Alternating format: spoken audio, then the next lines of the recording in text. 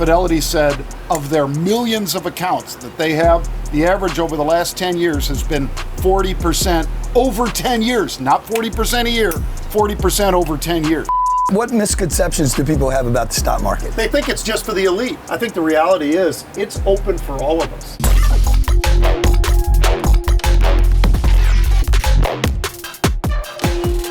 Hey guys, welcome to my home.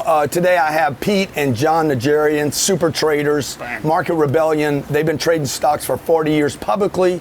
Your track record speaks like volumes, and I'm just so excited about the partnership that we're providing our audience that wants to get involved in calls and puts and options and things I don't understand yet. I'm super excited because they're going to teach me while they share this information with you and simplify and demystify the stock market. I guess what I want to know, okay, why do you guys pick me to do this with?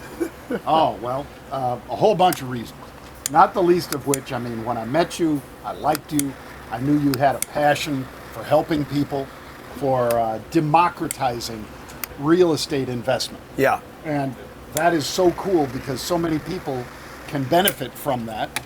My wife is one of them. She, jumped on one of your projects and she's been happy about it, and she gets a monthly check. Yeah. And so she's got two men taking care of her. That's right. Well, at least one. Or at least one. Yeah. But well, that real estate takes care of you. When the guy can't. Right. That's or true. when your paycheck can't. Yep. That's right. And what we thought was our purpose for the last 25, 30 years has been to democratize the stock market. Yes. To demystify it. Yes. To let people Dude, understand I love this. how things really work in the stock market. So I think that way, we're aligned in what you do, democratizing real estate investment and making it fairer for investors. And that's what we're all about too. Yeah. And one of the things I think that really stood out about you was that you were pushing back. Yeah. I think that made it even more interesting. That made you intriguing because you're pushing back, and I think you're pushing back for a lot of the right reasons. So we wanted to open it up for you just to say, hey, you know what? Here's the way you can actually do it. This is how you can approach the stock market. And you have a very open mind, so you're willing to at least listen. And all of a sudden, we started having conversations, and it started to elevate a little bit more, and you realize, you know what? Maybe there is another way to do this whole thing. Because I thought, guys, that the only way to buy stocks was you buy a stock, you get it right, or you don't get it right. You either sell and make money, or you and then you regret that you didn't buy more. Yeah. Or you take your loss, and then I got to do it again. And then when you guys started talking to me about the other ways that the insiders are doing it. So when you guys started telling me about the footprints of data, what do you call it? Unusual activity. Unusual Yes, sir. activity. Yeah, that became very intriguing to me, that we could democratize and make Wall Street available to the everyday person. Yeah, because, like right now, every few years you get something like Roaring Kitty that comes along. And it's a guy that drives a bunch of people into a stock, and the stock jumps. It goes up a lot, but then it comes down just as fast as it went up. So it's almost a rigged game in that regard, because everybody says, oh, Roaring Kitty's in, I'm going to jump in on GameStop. I'm going to jump in on AMC, the movie theater chain. But by the time we've read it, it's too late, right? It's right. He's getting out when they're getting in. Yeah. And so we want to get in when those big trades are happening, not after. And so that's one of the things we've developed, algorithms and other stuff that helps us follow and find. My best investor is somebody that's been educated first. Sure. Not that just puts money in first. Right. And so when we talked, and we talked about educating the public and simplifying it and boiling it down to the simplicity of what some of the stuff you guys explained to me, that became interesting to me to help the public. 70% of our audience is investing in the stock market, and I'm not providing them with any tools. So, and we wanted to open that door. Yeah. We wanted to open that door so that people could understand that, hey, look, this is not just for the elite. This is they've told you that forever, right? The stock market's only for these rich guys that are walking around with sweaters and sweater vests and all that fun stuff, right? Yeah. But the reality is, anybody can be involved. And at any level, at any age, they as long as they are educated and have that side of it, they can actually start moving the chips onto them a little bit, gives them the opportunity. And that's what we're trying to do, is simplifying it. Not trying to say, hey, look, it's the easiest thing in the world and everything you buy is going to go up, but try to simplify exactly what it is, how you can kind of position yourself into that, and with that, how do you protect yourself as well? If you can get all of that together, and you can, that's a great day. What misconceptions do people have about the stock market? They think it's just for the elite. I've used that expression before, but I think the reality is it's open for all of us. We're trying to let people know that this is something that they can do. If they want to participate in the market, they can. It's not something that's just for a certain class of people. It's for everybody. And why not take advantage of it? Yeah, you don't need to have an Ivy League education. No. And you don't need a bunch of money either. No, you don't. And like in real estate, you need a lot of money. Oh, yeah. I mean, let's keep it real. In trading, you don't need to have a big chunk of money to start with. Like what could somebody start with? $5,000, $2,000 to $5,000 would probably be where you need to be. But once you have that, now all of a sudden you can get multiples on the return. Like most people, Grant, I looked at a Fidelity statement the other day. Fidelity said of their millions of accounts that they have, the average over the last 10 years has been 40% over 10 years, not 40% a year, 40% over 10 years. 4%. 40. But 40% over 10 years means so 4% per year. Yeah. It's a terrible barely keeps return. up with inflation. That doesn't sound that great, does it? And that's just somebody that throws money into a 401k and says, okay, grow. And now you're all of a sudden right at inflation. Right. You're not even keeping up with inflation if you do that. So if you understand how to move into the right direction, how to invest in the right kinds of stocks, where's the momentum right now? Is the momentum in Ozempic stocks? Stocks that are making people more healthy, thinner, this, that, and the other thing? Yeah, that's where momentum is right now. Lilly, Novodisc, many of these companies are where the momentum is. That's where the smart money is investing. And you just don't want to be late to the party because they love doing these things. But how does somebody, like for me, to me, it's a very complicated. How many different stocks are there? 7,000. Thousands, yeah. So when 7, somebody 000. gets started with us on the educational portion, okay, are they going to be looking at 7,000 stocks? No. So simplify that for me. They want to be able to break down, and John and I have always talked about this as well. What do you think you know best about things? It could be as simple as saying, hey, you know what? I see what's going on with Walmart. We just had earnings just the other day, by the way, in Walmart. Turns out they're doing pretty damn good. Why are they doing so well? Well, because the trade down that happened when people were very concerned over the last couple of years, and the trade down, they all of a sudden realized, you know what, Walmart's not such a bad place. And all of a sudden you look at their earnings and they're absolutely crushing it. Why are they crushing it? Well, because people that went there all of a sudden realized, you know what, they got demystified. They realized So you're this saying, is a different company than they thought it was. Yeah, right? so you're saying for the person, the family that's shopping at Walmart, that's the place to start. That's one of the places. Or maybe you're going to Costco every day, or maybe you're downloading AI. You got three.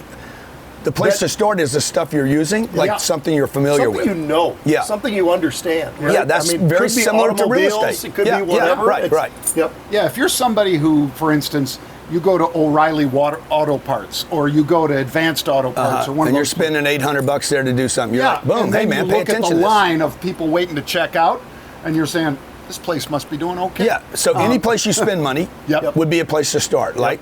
Yep. That's what Peter Lynch always said. Peter Lynch always said that. Invest in what you know. What your kids are buying. I used to always do this thing called boots on the ground. I haven't done it in a long time, but that's what I do every single day. Boots on the ground means I'm walking around, I'm looking at things. I see how many yachts are out there down here, all the different boats that people don't realize is Minnesota's got 10,000 lakes. That means there's a hell of a lot of boats up there. Right. And there are. But if you see anything start to change, is it snowmobiles? Is it this? There's a lot of different. You just look at the companies. Where are people spending their money? Right? You see restaurants that have a line. In-N-Out Burger's not publicly traded, but something like that. You see a line out the door, Chick-fil-A, whatever it might be. All of a sudden, there's an idea, and you start looking around. Yeah. All right. Well, they might be taking business away from McDonald's.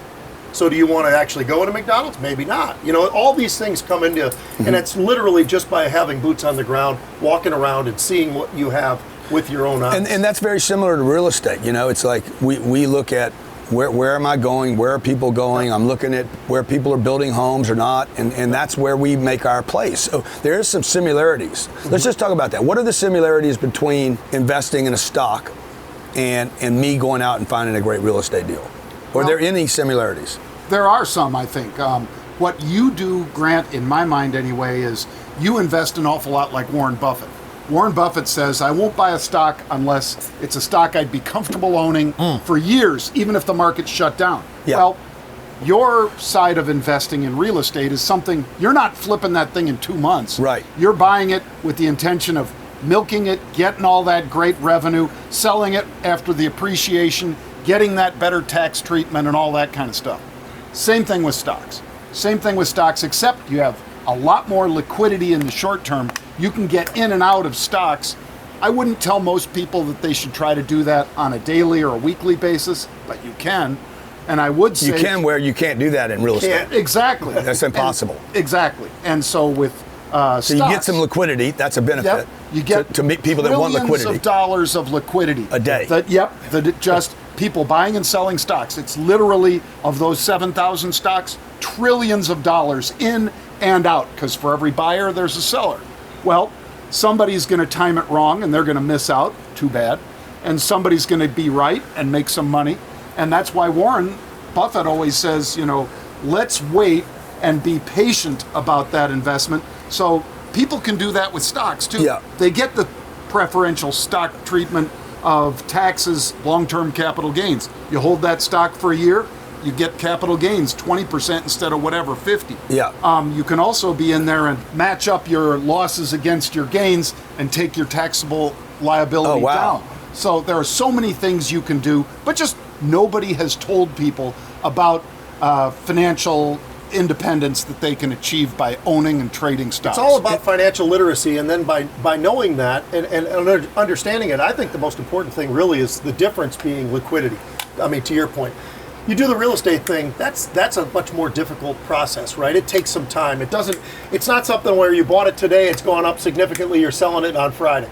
It's never going to happen. Are you there? Right. So impossible. I think liquidity is really something of a game changer, to be honest with you, because it gives you that opportunity, and that's something that makes it even more fun. And the liquidity is going to be there. Yeah. It's not going anywhere. And you talked to me last night about also the potential to create cash flow by using some of these other strategies that the big boys use, that you just watch what they're doing. Can you just talk about how do I create cash flow for a family? We can show folks how not just that dividend that the stock pays, again, using Warren Buffett, that dividend is giving money to perfect strangers. So most of the folks that have invested in your real estate, that portfolio, multi-billion-dollar portfolio of real estate you've got.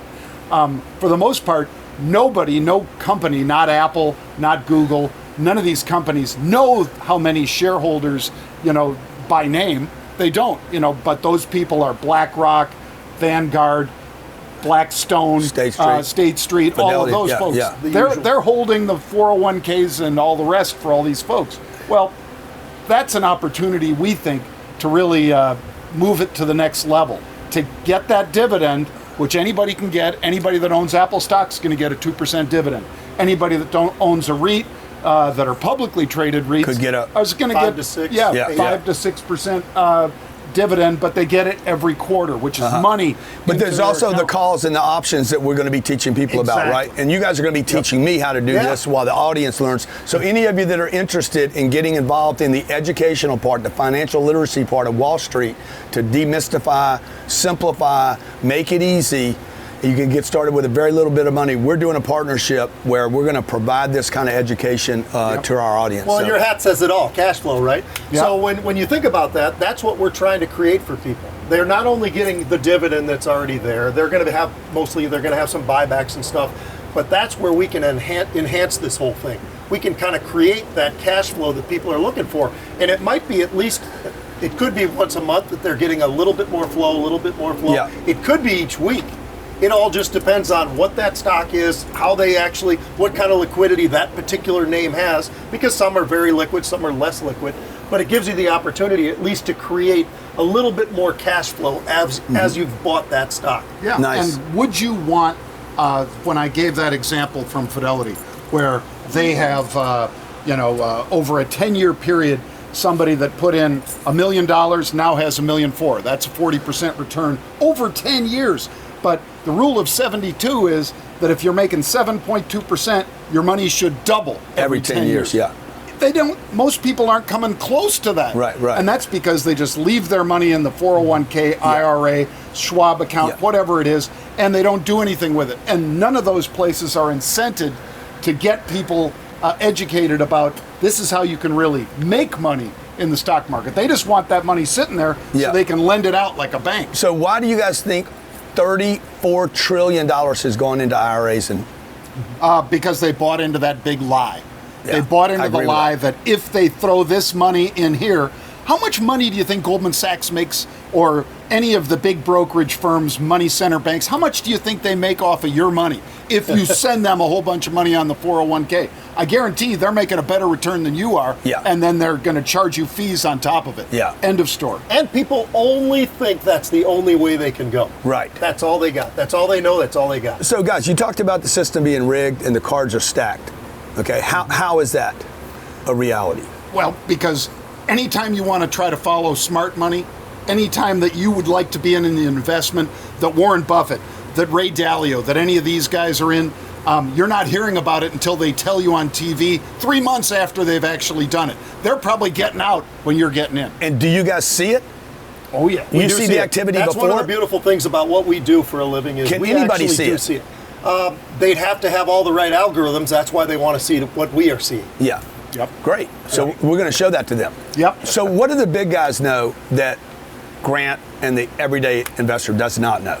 The biggest investors out there on Wall Street, the hedge funds, the Warren Buffetts and so forth, they spend billions of dollars on commissions. They've got teams of analysts that are looking at the stocks, and they know when Elon Musk is going to come out with a statement on an analyst day, and they're going to get in there and get in there ahead of it. So if you had that money to spend, Grant, which none of us do. And the research, commissions, brokers. If you're trading millions of shares a day, you're generating millions of dollars in commissions every day for one of these big firms. They're the guys that get the first shot at the best information. It sounds to me like you're talking about insider trading. It's not necessarily insider trading, but they have the money. It sounds like they're some insiders. They have the money to be able to get inside. It's not illegal. They're just getting inside when the rest of us aren't able to get inside. And that's the advantage, and that's what they're trying to work against us if they can. So, Grant, who do you think they invite to the Masters every year? Who do you think sits in the skybox at the Super Bowl? Who do you think gets those first baseline seats at the World Series? The guys that have spent the most money with these firms. That's the same thing with trading. Those people get the first look. They get the best information because they spent a lot of money with those brokers. And you get it second, third, and fourth hand. And probably 3 or 4 weeks late. The reason I love real estate, as you guys know, is the cash flow. Oh, yeah. How do I get that out of stocks? Grant, there's an amazing number, hundreds of ways that you can actually get that cash flow from all these various stocks. Am I wrong when I think that investing in the stock market is gambling? Investing in the stock market for most people is gambling because they're not educated and they don't have the right information. Or the big guys gambling? The big guys are not gambling in the stock market. The big guys are making bank every single day. That's why you want to do what the big boys do. They have the opportunity to open those doors that we don't. And so because of that, they have changed it from gambling. No, they're not gambling, but oftentimes other people are. You know, I love real estate because I get the cash flow, the tax write-offs, the depreciation, the long-term appreciation from the asset. I have a real physical asset I can see. How is that different than investing in stocks? And can I get those things? Yes, absolutely. You can do exactly that. You can do all the things that you do in real estate, but we're going to actually motor that thing up even a little bit better because we're going to actually create things that actually give you much stronger positions in every single one of those categories. And you've got the liquidity, and you've got the leverage. All of that is in your favor. Grant, when you look at somebody who gets caught on the wrong side of the market, if it's in real estate, chances are that bank's going to take the real estate and sell it out from under you. You don't have the liquidity in real estate because you got to find the buyer. You don't have to find the buyer in the stock market. Liquidity's there. Every second that the market's open, you can get in or get out. Can I limit my losses? Yes. You can also protect that portfolio the same way you protect a building with insurance. And we show people how to do that. What's the best trade you ever made? $22 million on one trade. Tell me about it. Sounds like a good trade. Well, so I bought this stock at 10 cents. It went to $28. Does that happen every day? It does for somebody. Yeah. Now, every day did your somebody brother know does. you were making this trade? No, the guy never told me a damn thing. What the fuck is wrong with you?